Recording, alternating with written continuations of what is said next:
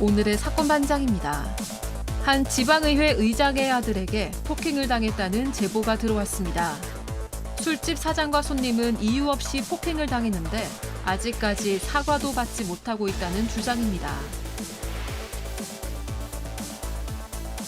한국인 가족이 호주 여행 중 현지 학생들로부터 인종차별을 당했다는 제보가 들어왔습니다. 시내버스 내에서 가족을 향해 스프레이를 뿌리고 욕설을 했다는 주장입니다. 한밤중 중학교 운동장에 승용차를 끌고 들어가 급제동과 급가속을 반복한 20대가 경찰에 붙잡혔습니다. 해당 운동장에는 15억을 들인 인조잔디가 깔려 있었는데 아직 학생들도 사용하지 않은 상태였습니다. 뾰로롱 안녕하십니까. 오늘 왜 이렇게 추워. 내일도 춥고 모레도 춥답니다. 이번 주 계속 춥대요. 좋습니다. 진실 추적자 사건 반장 시작합니다. MBC 대주주인 방송문화진흥회 권태선 이사장이 이 기상캐스터 고 오요한나 씨 관련 입장문을 어제 내놨습니다. 안타깝고 유감스럽다, 충격이다, 진실을 밝혀주기 바란다. 자, 사건 반장이 유족을 취재해서 방송한 게 지난주 금요일. 이 관련 첫 보도는 설 연휴 중에 이미 나왔습니다.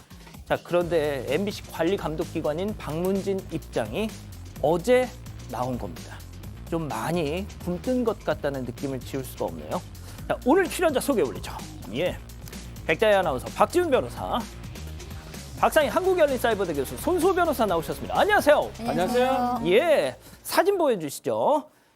대전 지족초 영재반 친구들과 함께 천안 북면에 눈썰매 타러 왔다가 롤케이크처럼 생긴 눈덩이를 봤어요. 이거 매우 드문 기상현상이라는데 정식 명칭이 두루마리 눈이랍니다. 신기하시죠? 하신 김경남님, 신기합니다. 자, 지난 2일 오후 부여 IC에서 저런 역주행 차량을 만났어요. 저희는 무사히 피해갔는데 뒷차들은 어땠는지 좀 걱정입니다. 제발 좀 하신 정예슬님. 자, 보여주시죠. 전주 건지산 운동 갔다가 만화로만 봤던 딱따구리 봤어요. 신기해서 사반 제보합니다.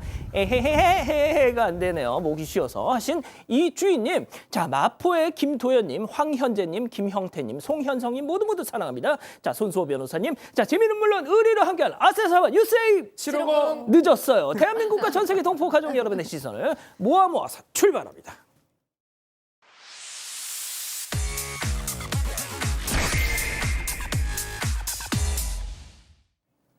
첫 번째 가보죠.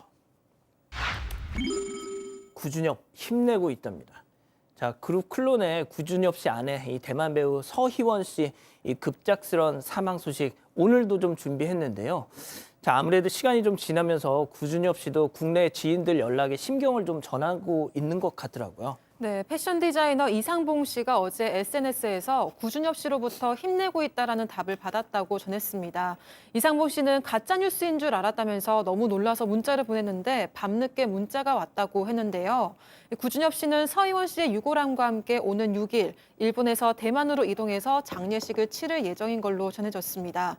또 서희원 씨가 생전에 작별식은 행복하고 즐거웠으면 좋겠다. 그리고 올 때 울지 말아달라고 언급한 걸로 전해졌는데요. 그래서 유가족들은 팬들을 위한 공개 작별식을 검토 중인 걸로 알려졌습니다. 또 일각에서 두 사람이 법적인 부부가 아니라는 루머가 돌기도 했는데 코로나 여파로 결혼식 없이 2022년 2월에 한국에서 혼인신고를 하고 대만에서도 그해 3월에 혼인신고를 마친 걸로 전해졌습니다. 구준엽 씨가 내일 유해를 들고 대만에 입국을 하는군요. 그 영상 아마 내일 볼 수 있을 것 같은데, 자, 그런 와중에 말이죠. 이 서희원 씨의 전 남편과 관련해서도 말이 많다고요? 네, 교수님? 그렇습니다. 서희원 씨는 2011년에 중국인 재벌 2세 사업가 왕소비 씨와 결혼을 해서 일남 일녀를 낳고 10년 만에 이혼을 했어요. 그런데 그때도 이제 이혼 과정이 순조롭지 않았죠. 그래서 법적 다툼을 벌였고, 그다음에 이제 왕소비 씨는 서희원 씨를 비난하는 게시문을 이제 자주 올려왔어요. 그리고 이제 양육비를 주겠다, 생활비를 주겠다라고 약속했지만 구준엽 씨하고 재혼을 하니까 생활비 지급을 중단했고, 그러다 보니까 서희연 씨 집 앞에 와서 뭐 난동을 부리기도 하고 아이고야. 그래서 뭐 경찰에 연행되기도 했습니다. 게다가 뭐 가정폭력을 행했다라는 의혹까지 있었어요. 그런데 이제 서희연 씨의 사망 소식이 전해지니까 이 왕소비 씨가 자신의 SNS 프로필을 검은색으로 바꿨고 취재진에게는 그녀에 대해서 잘 써달라라고 부탁하기도 했다고 합니다. 그리고 이 사람도 지금 재혼을 했는데 옛날에 서희연 씨하고 같이 했던 영상을 올리고 아내가 너무 보고 싶다. 라고 그 댓글을 썼다라는 거예요. 나중에 아내라는 단어를 빼기는 했지만 어쨌든 이런 것에 대해서 네티즌들의 그 댓글이 악플이 많았다고 합니다. 아이고 이제 와서 그렇게 계속 괴롭히다가 이제 와서 말이죠. 좋습니다. 자 다음 이어가죠. 빛의 속도로 우다다다다다다. 자 간만에 전해드리는 먹튀 제보 영상 만나보시죠. 자 술집 안으로 남성들이 우르르르르르 입장합니다. 자 저렇게 들어가서 한쪽에 자리를 잡고 앉아서 냠냠 쩝쩝 술 한 잔까지 캬 이렇게 하여 자 잠시 후 하나둘씩 일어나서 외투 입고 나갈 채비를 하는데 자 바로 그때 한 남성이 혼자 안쪽 화장실로 저렇게 이동을 하죠. 자 다른 일행들은 퇴장합니다. 자 사장님 계산해 주셔야죠. 아 방금 화장실 간 지훈이가 할 거예요 하면서 저렇게 자기들은 나갑니다. 자 저렇게 기다리고 있는데요. 자 그런데 한참 뒤에 그 화장실에서 나온 오늘의 물주 사장님이 67,000원이에요 하자 걔네들이 아직 계산 안 했어요 하면서 바깥을 저렇게 내다보죠. 이 자식들 먼저 갔네 하면서 원래 있던 자리로 돌아갑니다. 자 그러니까 사장님이 와서 이제 계산을 하려고 계좌번호를 딱 주면서 여기로 입금해 주세요 딱 건네니까 휴대폰을 보면서 계속 뭔가 만지작 하더니 그러는데 자 바로 그때 다른 손님들이 딱 오니까 사장님이 자리를 안내하던 그 찰나 기회는 바로 지금이야 하면서 문적으로 슝 문 열고 그 다음에 어떻게 할까요? 으다다다다다다다다 번개처럼 뛰어갑니다. 자, 손 변호사님, 네. 저 인간 나중에 회사 전화해서 깜빡했어요. 영상 좀 내려줘요. 사람들이 다 알아봐. 하기만 해봐 아주 그냥. 네, 이게 며칠 전입니다. 2일에서 3일 넘어가는 새벽인데요. 의정부시의 한 술집에서 벌어진 사건이에요. 40대 중후반 남성 4명이 왔잖아요. 1시간 동안 소주 5병, 또 안주까지 합해서 67,800원어치를 먹고 마셨습니다. 그런데 좀 영상 지금 나오는 것처럼요. 친구 3명이 먼저 나갔어요. 그리고 화장실에 있던 그 문제의 남성이 있었는데 나중에 보니까 계좌까지 받았잖아요. 돈 뭐 이체하겠다는 그런 얘기죠. 하지만 바로 이체하지 않고 계속 통화하면서 시간을 끌다가 이 주인이 다른 손님 안내하는 사이에 후다닥 도망갔습니다. 자, 그런데 이 제보자 이런 얘기를 해요. 먼저 나갔던 그 3명의 친구들은 몰랐던 것 같다. 그 3명이 문제가 있던 건 아니고 이 마지막에 도망친 이 남성이 모든 일을 벌인 것 같다. 이런 이야기를 하고 있는데요. 그런데 놀라운 얘기가 또 함께 있습니다. 또 있어요. 네, 이번 설 연휴에만 먹튀가 3번 있었어요. 아이고. 이게 3번째 먹튀라고 합니다. 그래서 제발 이런 일이 더 이상 생기지 않기를 바라면서 제보를 했습니다. 그렇군요. 알겠습니다. 자, 다음 또 이어가죠. 흉기 들고 돈 내놔합니다. 자, 환전소에서 벌어진 충격적인 상황 만나보시죠. 자, 평화롭던 환전소 안에 모자 쓴 남성 난입. 자, 바로 그때 주머니에서 꺼낸 흉기로 여성 사장을 위협합니다. 자, 안쪽으로 막 밀고 들어가는데요. 자, 바로 그때 안쪽으로 남성 사장님 등장. 웬 놈이야 하니까 그 흉기 든 남성 애구머니나 하면서 후다닥 냅다 주랭랑을 칩니다. 자, 저렇게 도망가고 있어요. 자, 그런데 근처 빌라 안쪽으로 몸을 숨긴 저 강도 입고 있던 옷을 벗더니 다른 옷 입으면서 변신. 자, 유유히 버스에 오르는데요. 하지만 동선은 고스란히 CCTV에 이렇게 포착됐고 저 인간 결국 얼마 못 가서 경찰들 손에 저렇게 붙잡히고 맙니다.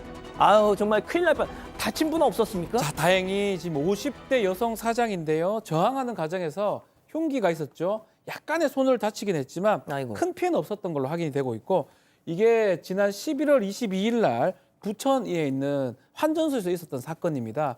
이렇게 흉기를 들고 이 50대 여성 사장한테 이 돈을 요구하는 과정에서 사실 남편이 옆에 있었던 것 같아요. 예. 예실에. 그 소리를 비명 소리를 듣고 아이고. 나왔고요. 이 범인은 도망을 갔는데 도망가는 과정에서 놀랍습니다. 예. 옷을 다 갈아입습니다.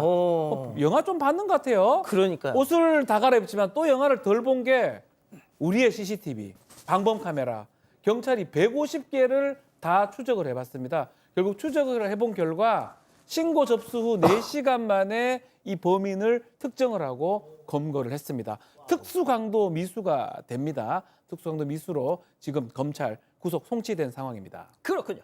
자, 다음 이어가죠. 조심스럽게 쓱입니다. 눈 깜짝할 사이에 100만 원이 사라졌다는데요. 제보 영상 만나보시죠. 자, 이곳은 PC방.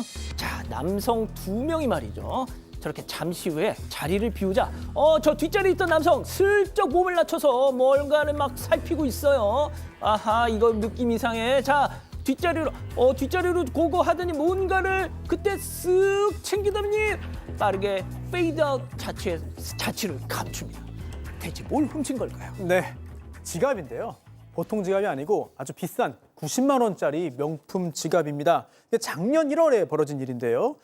이게 PC방이잖아요. 제보자가 이 PC방 매니저로 근무하고 있을 때 벌어진 일입니다. 잠깐 이게 자리 비운 사이에 뒷좌석에 있던 남성이 명품 지갑을 가져간 건데 이제 구입한 지 7개월 만에 도둑 맞은 거예요. 근데 다행히도 지갑 안에 현찰이 많지는 않았습니다. 몇만 원 정도 있었고요. 또 신용카드, 신분증 등이 있었는데 그런데 당시에 곧장 신고를 했어요. 하지만 경찰이 바로 잡지를 못했습니다. 왜냐하면 카메라가 굉장히 많이 있습니다만 카메라 없는 쪽으로 도망을 갔다는 거예요. 그래서 당시에 잡지 못하고 장기 수사 사건이 되고 말았는데 그런데 영상을 보더라도 굉장히 어려 보이잖아요. 자, 여기서 1년 지난 지금 다시 제보를 한 이유가 있습니다. 혹시 당시에는 나이가 어렸다 하더라도 이제 1년 지났으니까 지금은 나이를 좀 먹었을 거 아니겠습니까? 그렇다면은 좀 더 이제 그 수사라든지 이런 것을 좀 더 적극적으로 할 필요 있지 않겠느냐라는 취지에서 제보를 했습니다. 그렇군요. 좋습니다. 자, 마지막 사연으로 가볼게요. 저도 전복장을 좋아합니다. 자, 집단 지성의 판단을 받아보고 싶으시다면서 제보해 주신 사연 함께 들어보시죠. 안녕하세요. 남편만 챙기는 시어머니 때문에 속상한 40대 여성입니다. 저희 부부는 늦게 선을 보고 결혼해서 지금 신혼인데요. 시가가 가까워서 자주 왕래하고 있어요. 그런데 시어머니가 우리 아들 하면서 남편을 되게 예뻐하시거든요. 어디서 좋은 영양제나 물건 있으면 꼭 남편에게 주고 챙기십니다. 반면에 저한테는 사은품으로 받은 마스크팩, 누구한테 얻은 물건을 선심 쓰듯이 주시는데 매번 서운했어요. 남편에게도 얘기했지만 그래 하면서 대충 대답해서 더 속상했습니다. 그리고 지난 설에 결정적인 일이 있었는데요. 시어머니가 전복장을 준비하셨더라고요. 제가 전복을 정말 좋아해서 기쁘게 하나 먹었습니다. 그런데 시어머니가 보시고는 남편 앞으로 그릇을 옮기시는 거예요. 황당해서 더 이상 전복을 안 먹었는데 남편은 눈치가 없는 건지 혼자 맛있게 전복장을 다 먹었어요. 집에 가면서 서운하다고 했지만 남편은 이번에도 성의 없이 그래 알았어 라고만 하더라고요. 차별하는 시어머니도 서운하지만 남편이 너무 얄밉습니다. 제가 예민한 건가요? 그렇군요. 자, 유튜브 JTBC 뉴스 채널 사건만장 독립 채널에서 8천여 분의 우리 가족 여러분들 함께하고 계신데요. 채팅창에 OX로 함께 참여해 보시죠. 먼저 남편입니다. 야, 다혜야, 너 어떻게 맨날 하고 싶은 거 다 하려 그래? 전복장이 뭐 별거라고 그거 갖고 우리 엄마 험담을 해? 야, 내가 그러면 우리 엄마 진짜 이상한 여자다 하면서 뭐 맞장구 라도 칠까 내가 그럼? 엄마 입장에선 당연히 아들 하나 더 챙겨주고 싶겠지? 너도 애 낳으면 난 찬밥이고 애한테만 올인할 거잖아. 야, 됐고 전복장 내가 사줄게. 됐지? 동그라미. 어머나 어쩌면 좋아. 큰일 났어. 자, 다음은 사연자 아내입니다. 야, 박지훈, 전복장 너나 많이 드세요. 내가 어머님이라면 노총각 아들 구제해 준 거 고마워서 전복 양식장을 주겠다. 아주. 네 입은 입이고 내 입은 조동아리냐? 난 어머님보다 그런 어머님 어떻게든 쉴드 치려는 네가 더 짜증나. 달래주는 척이라도 해라 좀 X. 일단 손 변호사님 왜 이렇게 그냥 소극적인 X? 네, 소극적인 X는 아닙니다. 손가락이 좀 소극적이었지 제 마음은 강력한 그런 X인데요. 네네. 이런 경우에 여러 가지를 고려해야겠습니다만 일단 남편의 대응이 그렇게 현명하지 못했다. 아내의 마음을 좀 상하게 만들었다라는 생각이 들어요. 일단 그 앞에서는 아내가 또 속상해할 수 있으니까 그래도 좀 중립을 지키기 위한 그런 노력들을 했어야 되는데 그러지 못했기 때문에 일이 좀 커진 게 아닌가 이런 생각이 듭니다. 자, 박 변호사님. 저는 전복장에 좀 포인트를 좀 맞추고 싶습니다. 전복장을 싫어하는 사람 거의 없습니다. 맞습니다. 혹시 댓글로 한번 적어주십시오. 난 전복장 정말 정말 싫다, 너무 없어서 싫다. 못 먹습니다. 다 좋아합니다. 왜냐하면 귀한 음식이거든요, 전복은. 거기다 전복장이면 때깔하고 또 좀 뭐 우리 화면상으로 봤을 때는 상당히 좀 많기 때문에 굳이 안 챙겨주셔도 되는데 어머님께서 그런 행동을 하는 게 며느리 입장에서 상당히 불편할 수 있는데 남편이 또 중간에서 그 역할을 좀 못하는 것들이 조금 안타깝습니다. 전복장은 계속 얘기 드리지만요. 다 맛있고요. 전복회도 맛있고요. 그래서 전복회를 이렇게 잘라놓으면 하나씩만 먹으면 되는 거예요. 그래서 다 하나씩 먹는 걸로 이렇게 박 변호사님 생각하면 이렇게 돼요. 여쭐게요. 네. 그러면 아내 앞에서 어떻게 했어야 됩니까 남편분이? 남편 엄마 욕을 했어야 되나요? 뭐 엄마 안 받아 먹으면 되죠. 아니면 주라고 하든지 아내한테도 어머니한테 그런 얘기를 해야 되고요. 나중에 문제되면 어머니 속상하실 것 같은데? 아니 그래도 얘기를 해야 되고 나중에 문제되면 아유 어머니가 좀 과하셨던 것 같다 얘기하는 게 맞는 것 같습니다. 자, 백다연 아나운서. 네, 저도 당연히 예민한 거 아니라고 생각을 하고요. 시어머니도 좀 너무하신데 저는 좀 남편이 좀 심하게 너무하다고 생각을 했습니다. 그렇군요. 아, 너무너무 듣고 싶습니다. 오늘 마지막 방송이 될 수 있어요. 아마 그렇지 않을 어. 거예요. 왜냐하면 제가 남편 편을 드는 건 아니고 제가 이 부분에 도사예요. 아, 진짜? 왜냐하면 네, 저희 시어머니께서 저를 예뻐하셨어요. 그래서 제가 모니터, TV에 나오면 모니터 하시고 사람들한테 막 자랑하시고 그랬는데 그건 그거고 먹은 거 맛있는 거 있으면 딱 우리 남편 이제 그릇에 올라가거나 저희 아들의 그릇에 올라가요. 저는 맨 처음엔 너무 서운했어요. 왜냐하면 저랑도 훨씬 자주 있으시는데 그랬는데 제가 한 번은 또 저희 연구소 식구들하고 이제 어머니랑 같이 밥을 먹는데 맛있는 게 제 그릇에만 올라오더라고요. 그러니까 저희 어머니는 솔직하게 본인한테 예쁜 솔중한 사람들을 위해 이렇게 놓은 거고 저희 엄마도 가만히 이제 몇십 년을 제가 보니까 결국에는 남편한테 잘해주는 것도 저한테 저를 위해서 잘해주는 거라 아 부모님 마음들은 속으로 어쩔 수가 없구나라는 걸 제가 그냥 인정하고 그냥 그걸 인정하고 사니까 편하더라고요. 그러나 남편에 대한 행동은 저도 상당히 얄밉습니다. 그렇군요. 자, 우리 가족 여러분들은 뭐라고 하시나요? 네, 박혜영님 아들 결혼을 왜 시키셨을까라고 하셨고요. 박연수님 남편이 더 나쁘네요라고 하셨습니다. 자, 많은 사연 제보 기다리고 있습니다. 오늘 본방 끝나고 유튜브 라방 사반 후반 달립니다. 자, 경기도 양주에서 청년 감자탕 운영하시는 이상래님 보고 계시죠? 지난해 12월 17일 반장픽에서 방송됐던 이 배달 기사를 가장한 저 감자탕 절도범 사건을 제보해 주셨던 그 피해 당사자신데 최근 경찰에서 저놈 잡았다는 연락을 받으셨답니다. 자, 그저 착각해서 잘못 가져갔던 것이길 바랐건만 범인은 그냥 좀 먹으려고 훔쳤어요 했다네요. 저 인간 잡느라 불철주야 고생한 양주 경찰서 형사분들께 감사하다는 말씀 전하고 싶다 하셨네요.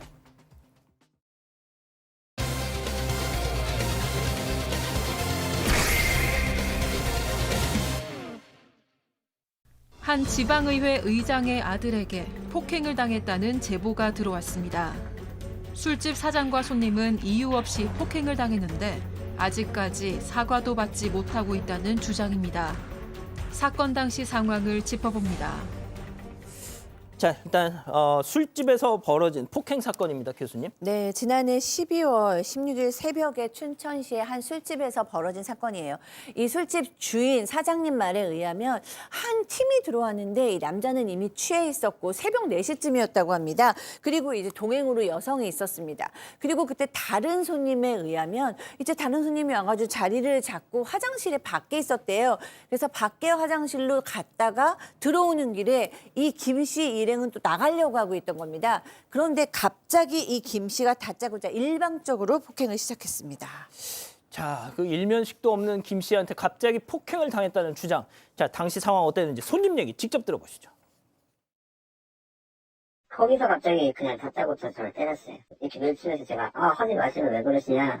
그러니까 갑자기 달려들더니 오랫한 자세로 해서 그냥 계속 무차별로 막 때렸어요. 좀 더 세게 맞으니까 이제 저도 정신이 잃었었고 제가 이제 일어나서 가려고 했는데 다리를 무는 거예요. 제가 움직일 수가 없는 거예요. 또 다리를 물릴까 봐 제가 발로 이렇게 저항을 했거든요. 머릿속에 진짜 최대한 어떻게든 저항을 해야 되니까 저는 너무 놀랬거든요. 진짜 그냥 짐승 부는 듯이 보여서 그렇게 다리를 물고 그렇게 하는데 이 사람 진짜 말이 안 통하고 지금 무서웠죠. 아니 다리를 물어요? 걔랑 싸운 게 아니잖아요 지금. 네, 다리를 물렸는데요. 이 폭행은 술집 안과 밖에서 모두 이어졌습니다. 이 상가 복도에 찍힌 CCTV에 술집 밖에서의 상황이 고스란히 찍혀 있는데요. 영상을 보면서 설명드리겠습니다. 예, 좀. 네, 경비원이 남성 손님을 붙잡으면서 좀 나오라는 손짓을 하고 있는데요. 하지만 네, 다시 술집으로 들어갑니다. 그리고 얼마 지나지 않아서요. 이 손님의 일행이었던 여성 손님이 와서 이렇게 허리를 감싸쥐고 주저앉으면서 좀 아파하고 있습니다. 곧이어서 이 두 남성 손님이 이렇게 뒤엉켜 나오고 또 몸싸움을 벌이는데요. 이후 복도에 앉아서 좀 다리를 붙든 채 대치 상태가 이어지고 있습니다. 이 손님 주장에 따르면 김 씨의 폭행에 하지 마셔라 왜 그러시냐 하면서 피하려다가 엎어졌는데 이 술에 만취한 김 씨가 아무 말도 없이 위에 올라타서요. 수십 대를 맞았고 순간 정신을 잃기도 했다고 합니다. 또 정신을 차리고 일어나려고 했을 때는 다리를 물렸다고 하고요. 술집 안에서 일방적으로 폭행을 당한 이후에 술집 밖에 복도로 나왔는데 또 다리를 물릴까 봐 좀 저항하는 과정에서 다리로 김 씨를 때렸다고 합니다. 또 이후 피하려고 걸어 나가는 과정에서 다리를 잡혀서 또 다리를 물렸다고 합니다. 자, 김 씨가 맞는 이 상황을 말리려던 사장님도 맞고 김 씨도 맞고. 예? 네, 그렇습니다. 사장의 주장이에요. 이렇게 말을 합니다. 김 씨가 손님이 올라타서 때리는 걸 보고 다가가서 당연히 말리고 이제 일으키려고 했다는 거예요. 그런데 갑자기 말리던 사장한테 욕설을 하고 폭행을 시작했습니다. 이 사장의 나이가 60대 중반입니다. 그런데 이 덩치도 큰 이제 40대 손님이 귀를 때리고 이제 결국 뭐 폭행을 하니까 잠깐 정신을 잃기도 했다는데요. 게다가 다른 사람도 아니고 김 씨하고 함께 온 일행도 이거 말리다가 맞았다고 해요. 이렇게 아무런 잘못도 없이 싸움 난 거 폭행을 말리다가 도리어 이제 폭행을 당한 사장님도 굉장히 큰 충격을 받았습니다. 자, 경찰이 왔습니다. 이 폭행을 가한 이 김 씨를 붙잡았는데 그 과정에서 이 김 씨란 사람 이런 말을 했다는 거죠. 체크포인트 짚어보죠. 야, 나 시의장 아들이야. 자, 사장님 얘기 들어보시죠. 내 X들은 내가 누군 줄 알아? 시의장 아들이라고. 그래서 막 그냥 떠들면서 경찰 4명이 끌고 나가다시피 했어. 하도 난리를 치니까. 난 맨 처음에 뭐 그렇게 말할 때는 그게 뭔 소리나 했지. 내가 나중에 생각해보니까 나 이런 사람이니까 함부로 하지 말라. 그런 생각 같더라고. 나는 몰랐죠. 시의 아들인지 뭐 시의장 아들인지 제가 어떻게 알아요. 처음 보는 남자인데.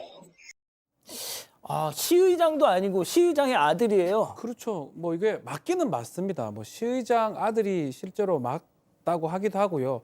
근데 보면 뭐 본인이 뭔가 자랑할 게 되나요? 시의장이 뭔데요? 뭔데? 어쨌든 본인이 시의장 아들이라고 왜 그런 얘기를 했냐라고 물어보니까 조사받는 과정에서는 그런 얘기를 합니다. 술에 취해서 범행한 건 맞는데 자신의 신분을 명확하게 알려주기 위해서 이 손님하고 뭐 사장하고 있기 때문에 그래서 이제 시의장 아들이다라고 주장했다고 합니다. 그러니까 자기 이름 얘기하는 게 더 나아요. 시의장이 뭔데요?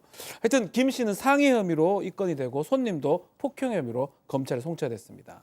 자, 그 시의장 그러니까 그 아버님 저희가 이번 사건에 대해서 좀 입장을 들어봤습니다. 직접 한번 들어보시죠. 폭행 사태가 일어난 거에 관해서는 정말 이런 일은 일어나면 안 되겠다. 뭐 다친 사람한테 의장으로서 또 아버지로서 미안하다는 마음은 전과 같고 또 이렇게 뉴스를 통해서라도 또 사과를 드릴 수 있으면 사과를 좀 하고 싶고 제가 뭐 이렇다 저렇다 제 현장에 있었던 것도 아니고 나이가 적은 사람들이 아니니까 제가 뭐라고 말씀을 드리기가 힘든 것 같아요. 내가 나중에 알아보니까 아들도 피해를 입었더라고요. 잘못된 거 있으면 또 벌을 받아야 되고 억울한 거 저 법에서 판단하겠죠. 우리 아들도 피해자다. 저는 그 그렇죠. 부분이 좀 귀가 좀 쫑긋하네요. 현장에 본인이 없었기 때문에 정확하게 알 수는 없지만 만약에 잘못한 게 있으면 법적인 처벌을 받아야 된다. 우리 아들도 피해를 입었다. 본인도 잘못한 게 있으면 벌을 받는다. 근데 영상이 지금 다 봤지 않습니까?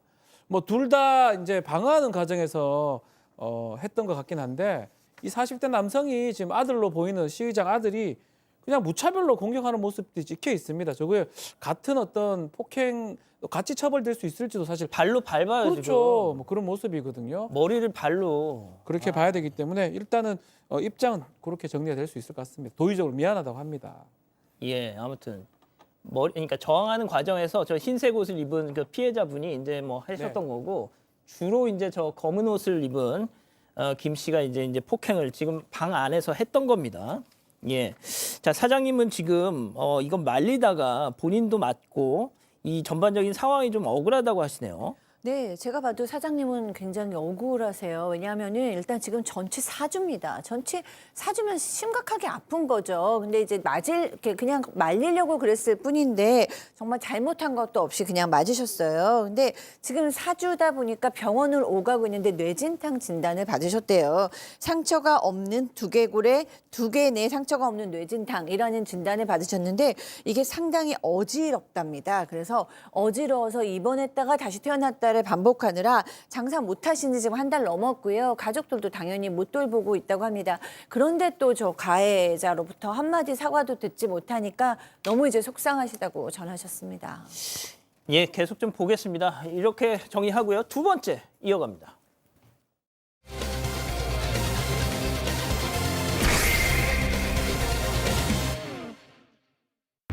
한국인 가족이 호주 여행 중 현지 학생들로부터 인종차별을 당했다는 제보가 들어왔습니다.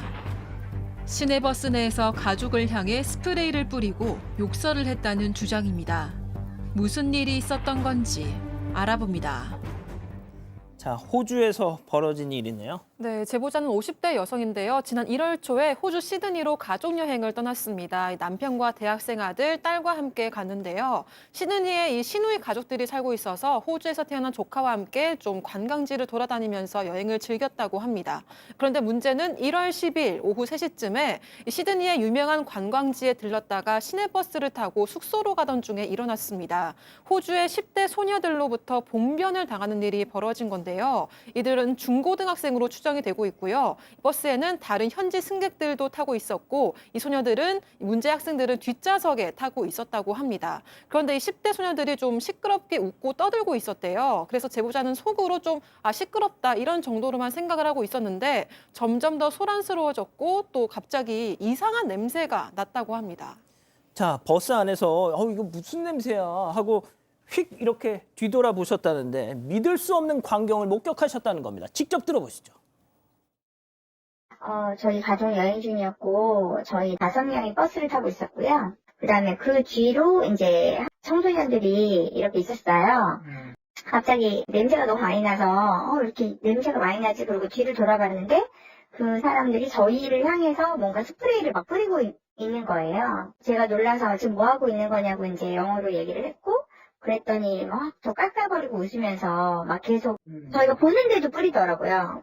아, 눈으로 보고 있는데도 눈에 네네네. 계속 뿌렸다는 막 이렇게 계속 저희 쪽을 향해서 뿌리니까. 아, 이게 뭐 하는 짓이에요? 자, 지금? 납득하기 어렵습니다. 지금 뭔가 냄새가 나기 때문에 뒤돌아보니까 스프레이를 이 제보자 가족들을 향해서 뿌리고 있는 모습이 저렇게 보였다고 합니다.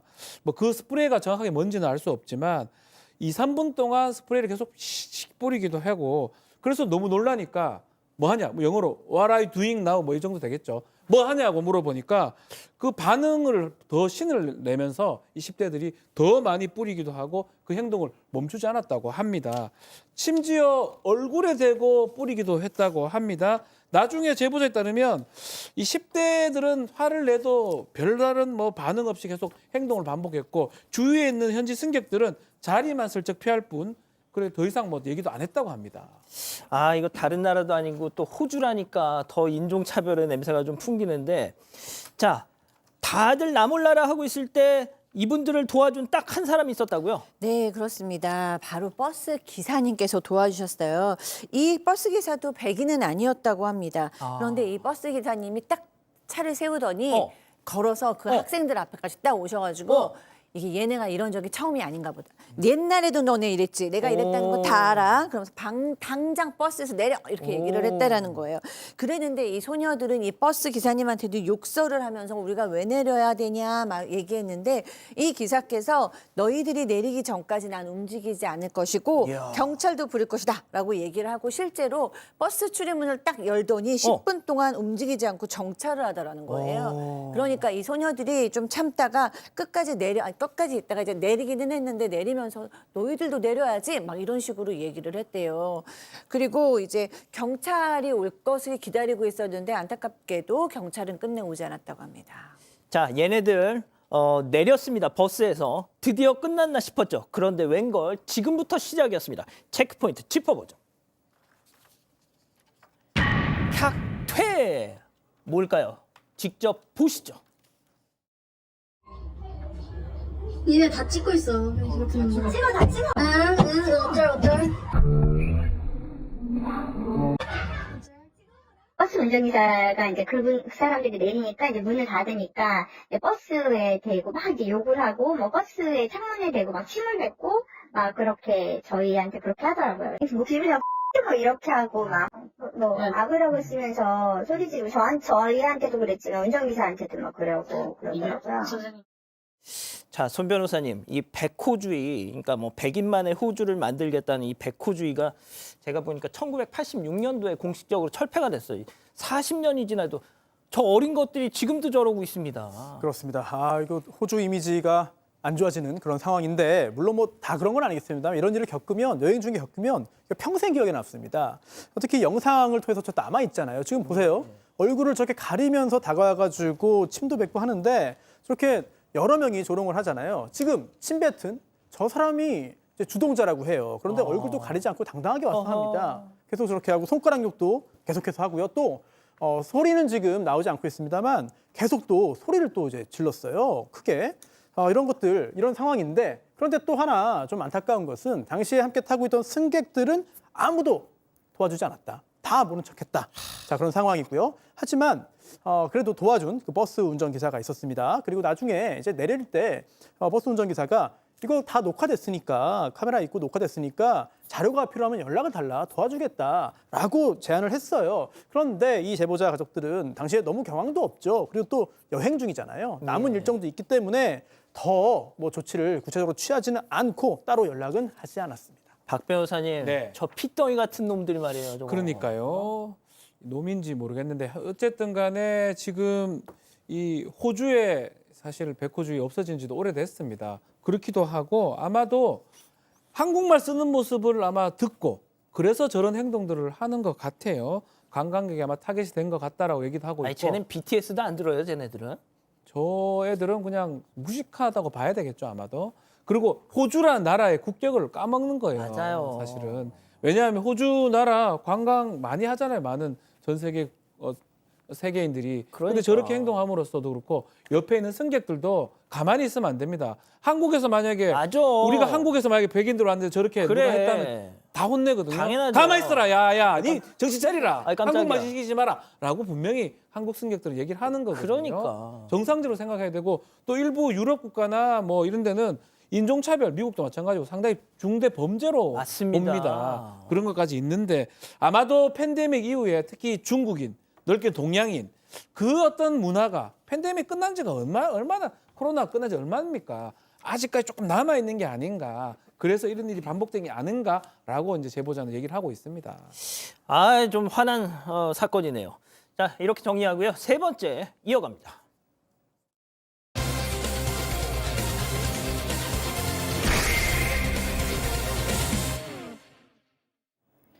지난 설날 저녁 아무도 없는 중학교 운동장으로 차량 한 대가 들어옵니다. 그러더니 눈이 쌓인 운동장에서 급가속과 급제동을 반복하며 미끄러지듯이 위험한 고개 운전을 펼치는데요. 무려 5분 동안이나 온 운동장을 헤집고 다닙니다.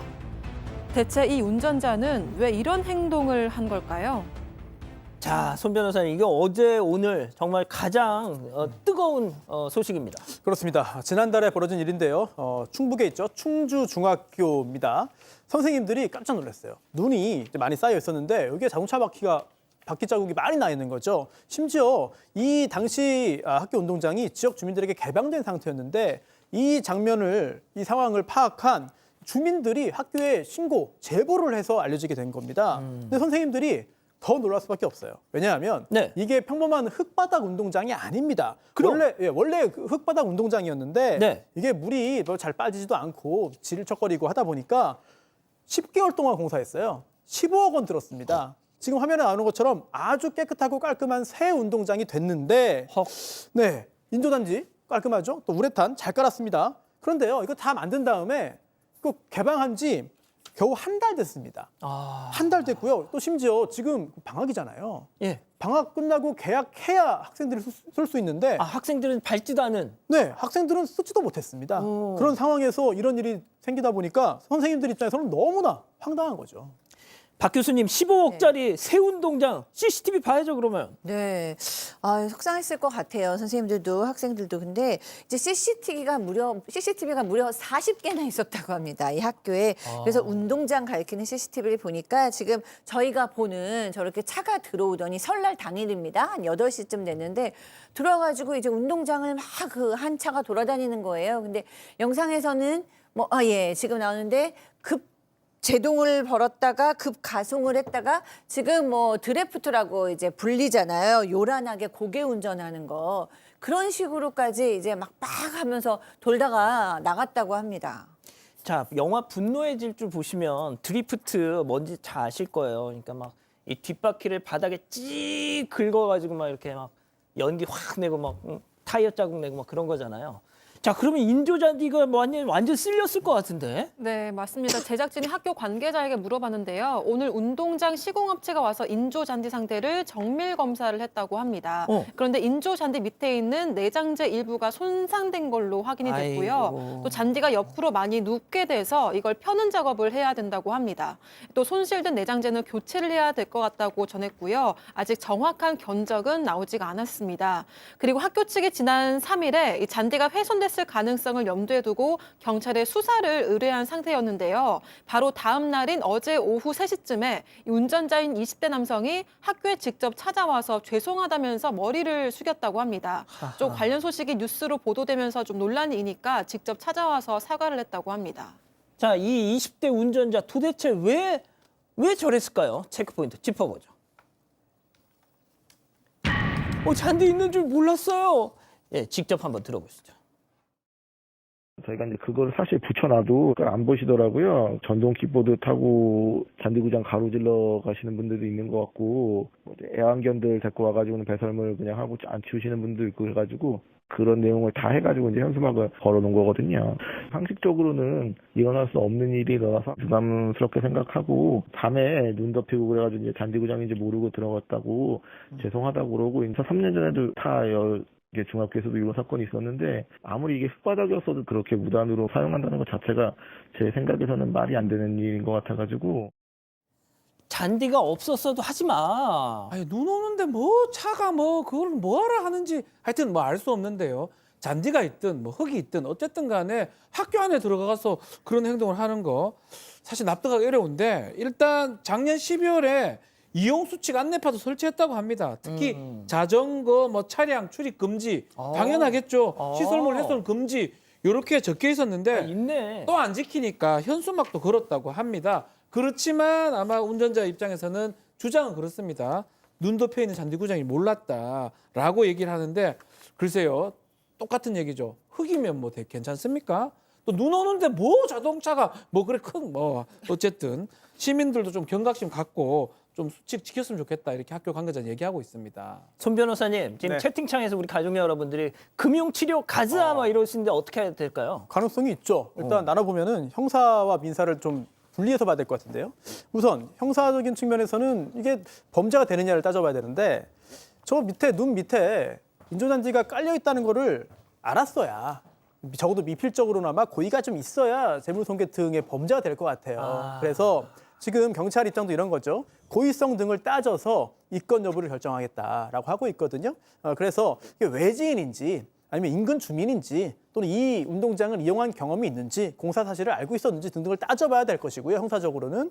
하지만 민사는 좀 다릅니다. 민사는 설령 몰랐다 하더라도 과실이 인정될 수 있거든요. 예. 따라서 이런 부분들 법적인 책임 발생 가능성이 충분히 있기 때문에 아마도 만약에 손해배상 책임이 인정된다면 굉장히 큰 규모의 재정적인 피해 또 금융적인 부담으로 연결될 가능성을 배제할 수 없겠습니다. 그러니까요. 이거 15억 들었다는데. 자, 세 번째 이렇게 정리하고요. 별별 상담소 이어갑니다.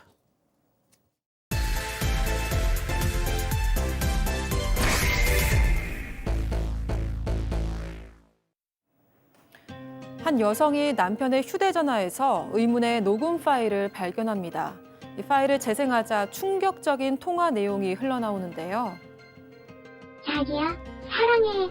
보고 싶어. 우리 언제 만나요? 그런데 수화기 너머로 들려온 목소리는 아내가 할머니라고 부르던 여성이었습니다. 과연 남편과 할머니는 어떤 사이인 걸까요? 자, 가족 여러분, 오늘 이 제보 사연 좀 집중해 주십시오. 저 개인적으로는 별별 상담소 역대 탑5 안에 들어간다고 장담합니다. 자, 도대체 이 할머니란 사람 누군가요? 네, 제보자는 40대 여성입니다. 남편과 장거리로 이제 떨어져가지고 지내다가 작년에 살림을 합쳤어요. 근데 살림을 합치고 나서 보니까 남성에게 굉장히 친한 분이 있는 거예요. 근데 이제 60대 여성이셨어요. 근데 봉사를 하면서 친해졌대요. 띠동값이 훨씬 넘게 차이가 났어요. 그런데 이 여성이 그 둘 사이의 아이 7살짜리 아들한테 너무 잘해주면서 막 친할머니처럼 하는 거예요.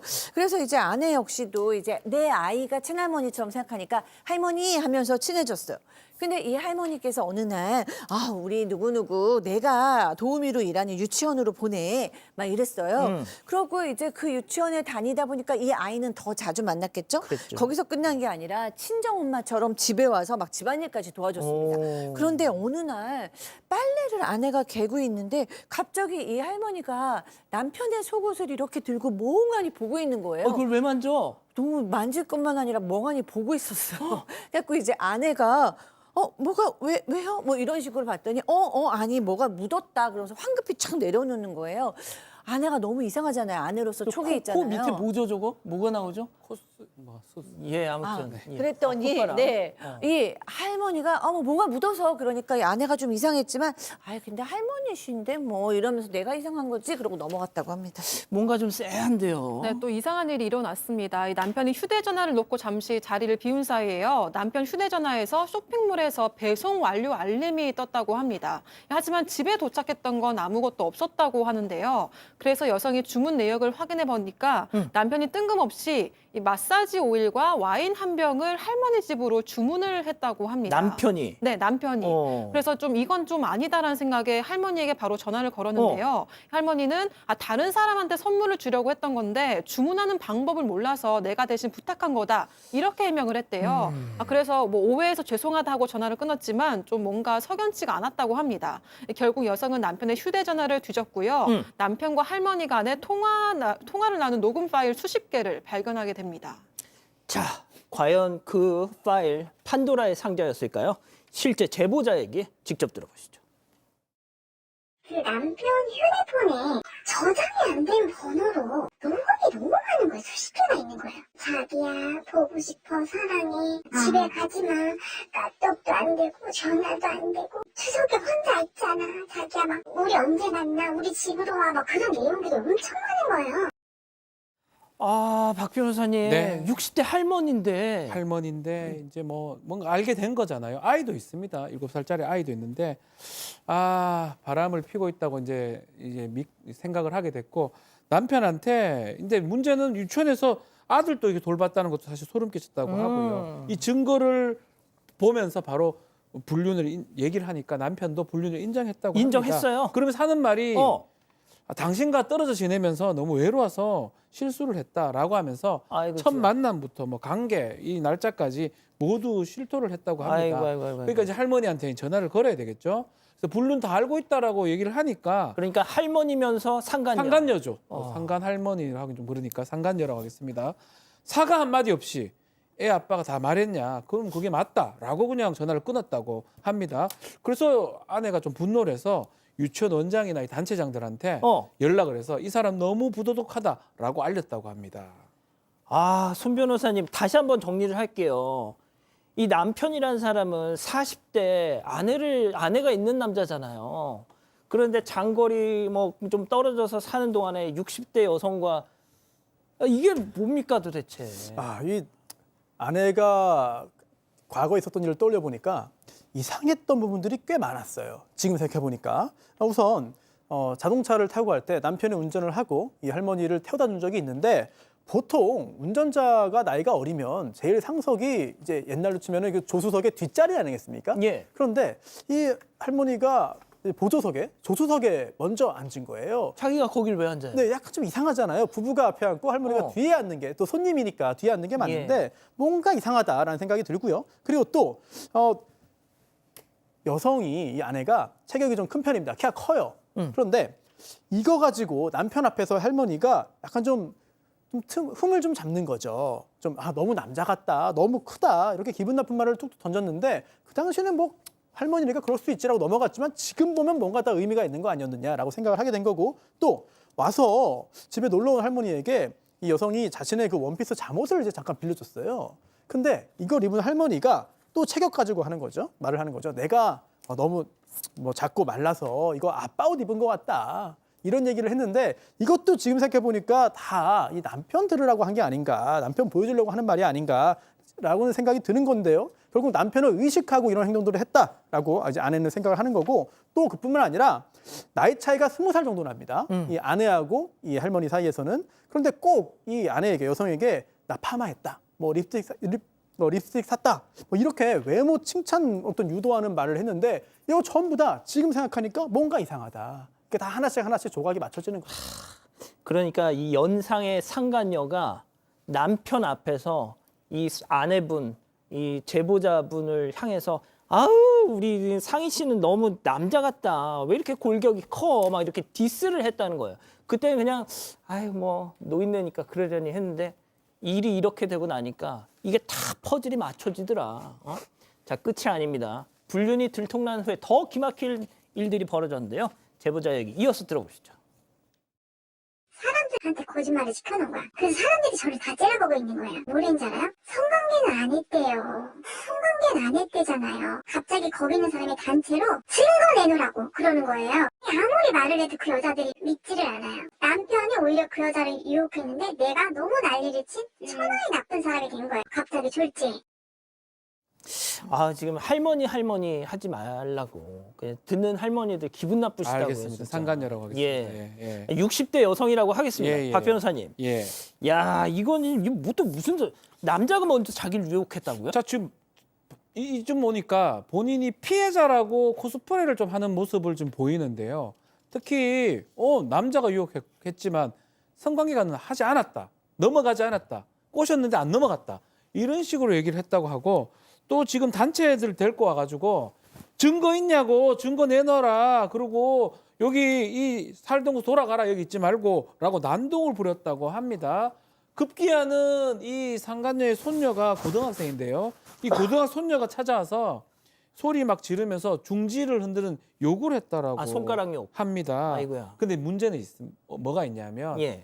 성관계를 한 확실한 증거를 녹음 증거라든지 이런 증거를 아내가 좀 갖고 있습니다. 아이고 참. 그런데 최근 여기서 더 충격적인 일이 있었다고요? 네, 맞습니다. 이 아내는 현재 이혼과 상간자 소송을 진행하고 있는데요. 다행히 남편이 좀 협조적으로 도와주고 있다고 합니다. 그런데 남편에 따르면요. 최근 상간녀가 공중전화로 전화를 걸어왔대요. 그래서 왜 그동안 연락을 안 했냐, 나에 대한 감정이 뭐였냐 이렇게 물었다고 합니다. 그래서 남편이 단호하게 아내가 당신을 상간자로 소송했다고 알려주니까 상간녀는 바로 전화를 끊었고 그 이후로는 연락이 없다고 합니다. 그런데 얼마 전에 여성이 상간녀에게 사실적 명예훼손으로 고소를 당했다고 합니다. 이 상간녀에 따르면 여성 때문에 유치원에서 잘려서 경제활동이 끊겼다. 이를 키운 여성의 잘못이 크니까 변호사 비용도 다 내라 이렇게 주장을 하고 있다고 합니다.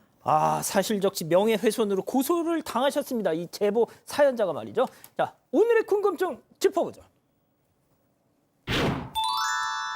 인심 좋은 척 두 얼굴의 상간녀 불륜보다 명예훼손이 더 큰 죄인가요? 라고 하셨는데요. 자, 손 변호사님. 네, 이런 상황이 꽤 많습니다.